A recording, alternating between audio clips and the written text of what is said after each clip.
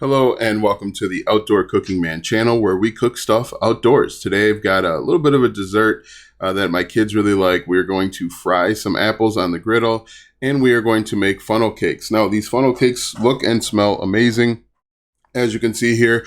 To get started with apples, and just to let you know that all of my cooks, you can find the actual recipes in the link in the description. The first link there will help you get up and running. But when it comes to cooking apples, it's a really simple recipe. What you're going to do is lay down a stick of butter like you saw, and I am going to, or you're going to, is simply put down the cut apples and then cinnamon.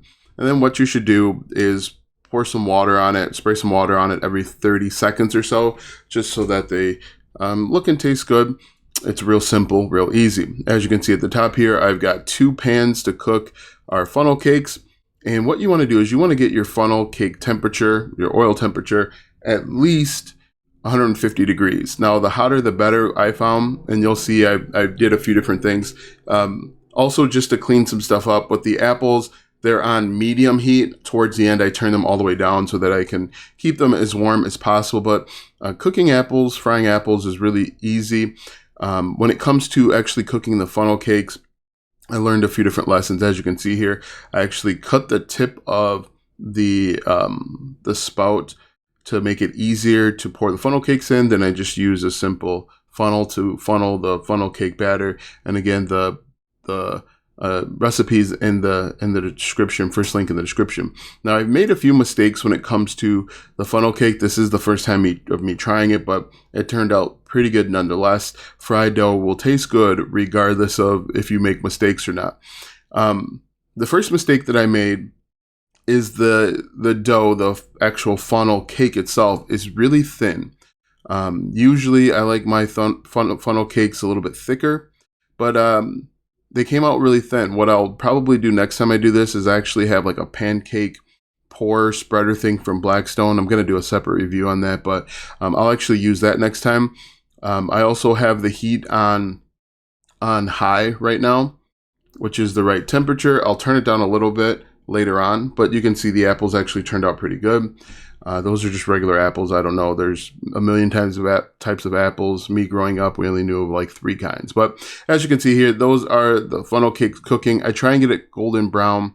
One thing that you want to make sure that you do is you want to try and have the funnel actually connected in some way. So what you'll want to do is do like a circle and then kind of like a cross so that all of the different rings in the funnel are actually connected. Another thing that they don't tell you in the other videos that I've seen when it comes to funnel cakes is they don't actually tell you that when you pour in the batter, it's going to rise to the top. At first, when I saw this, I thought I made some mistake. As you can see, that I quickly showed you an example of a completed funnel cake with some apples. That actually wasn't my best one. The ones that are coming up are much better. But what I recommend that you do, because the batter actually made like 10 of those thin ones, try and make a thicker funnel. It's also helpful that if you use 2 or 3 different pans like I did. Now, the aluminum pan, which I was surprised, didn't actually get hot. The oil inside of it is really hot, so don't touch the oil. I would probably use bigger aluminum foil tins or pans as well, so that I can really scoop that in.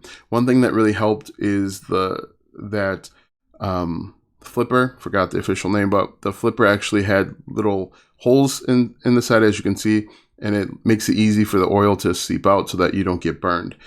Those funnel cakes actually turned out a little bit better. The hotter my oil got, the better the funnel cakes look. As you can see, that's a quick shot there. That's actually probably going to be the thumbnail as well. Like I said, the hotter the oil got, the better the thumbnails, or the better the funnel cakes turned out. And so one thing that I've noticed with my griddle, my Blackstone, is the back gets really hot, much hotter than the front. And so you'll see that I actually kind of push these towards the back so that it gets the best cook possible. But these actually go relatively quickly, especially as the oil gets hotter. You'll start to see they go quickly. But this is a really cool recipe, real simple, real easy. You're just going to put some powdered sugar over it, and it tastes great. In reality, it's kind of hard to mess up funnel cakes. The consistency is probably the hardest part. the way that these funnel cakes actually turned out is they were crunchier. I don't know if you like yours, crunchy or more soft. These actually tasted really good, and they're really easy, really quick to make. You can see that these are all time-lapse videos, but in reality, each funnel cake probably cooked in, I would say, 5 minutes or less. And it was awesome that I actually had 2 pans. That one you see there at the bottom, actually, unfortunately, kind of fell in or collapsed in on itself. And so that one's not going to turn out perfect. But I guarantee you, if you have kids or, you're doing a party or something, I guarantee you people will eat these funnel cakes. Not only will they eat them, they will eat a lot of them. And it's good that they cook relatively fast, because it's going to be a party favorite.